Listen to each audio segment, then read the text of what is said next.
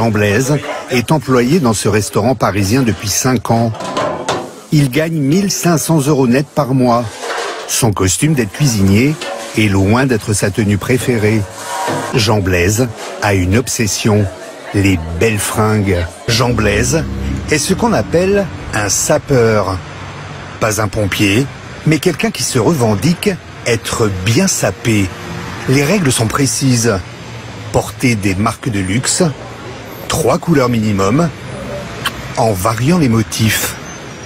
Comme lui, ils sont des milliers en France, gourous de la mode, dotés d'un petit grain de folie. C'est le côté phénoménal, le côté théâtral.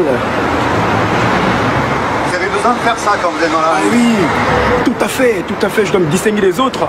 Parce que pour moi, exister, c'est être perçu et percevoir. Alors si vous ne percevez pas ou qu'on ne fasse pas attention à vous, ça veut dire que postulez à la mort, parce que vous n'existez pas. Vous n'existez pas.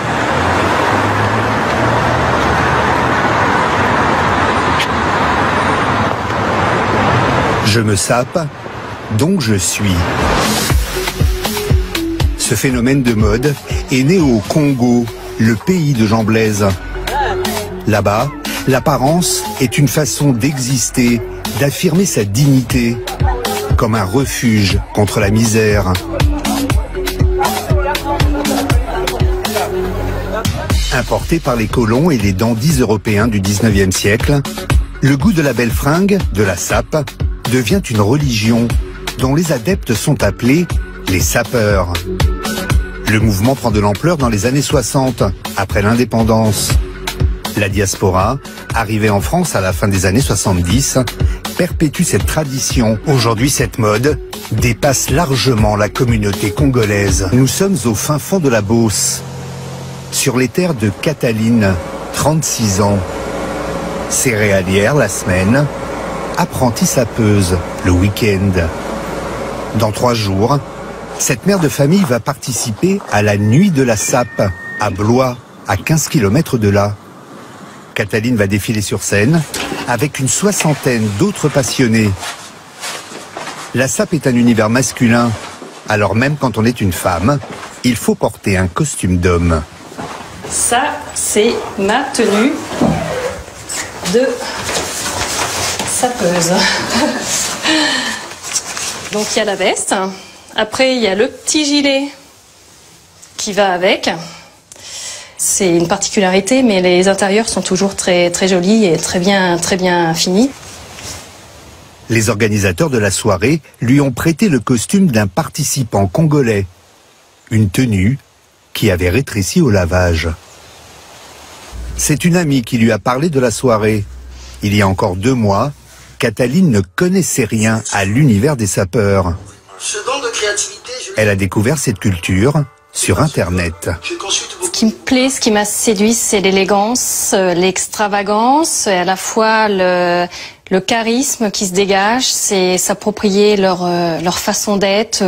Ça m'aide à avoir confiance en moi, à gagner de l'assurance, à me permettre des choses que je ne ferais pas dans le quotidien.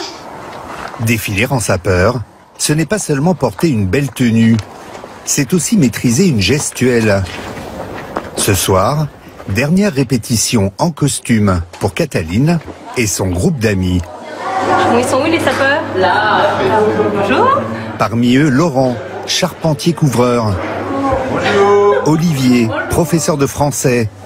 Et Laurane, infirmière anesthésiste, avec qui elle va défiler en duo. Moi j'avais des chaussures, mais j'ai peut-être montré ma canne. Ouais, et puis moi je vais faire genre waouh. L'idée est d'adopter une attitude originale pour se faire remarquer, tout en restant classe. Pointe, voilà.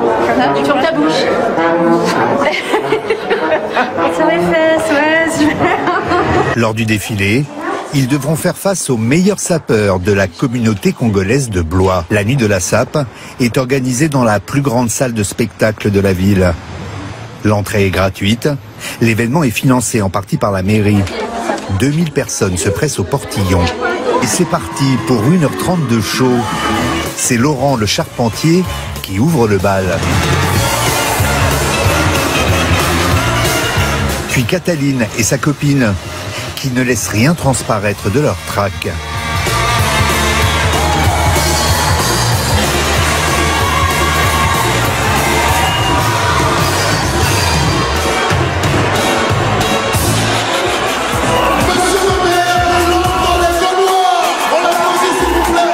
Même le maire du village s'est amélioré. Mais le public attend surtout le défilé des sapeurs congolais. Guiteau en a fait venir de Paris, Rennes et Reims, des maîtres incontestés dans leur art.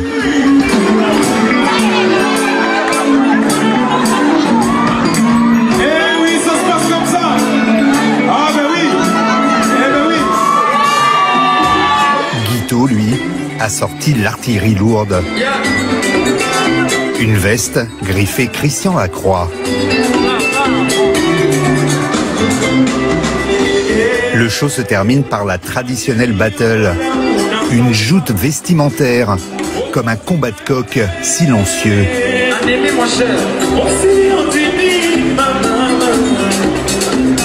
Pas de gagnant donc ce soir, mais dans la foule, peut-être de nouveaux convertis qui désormais n'hésiteront pas à se saper comme jamais.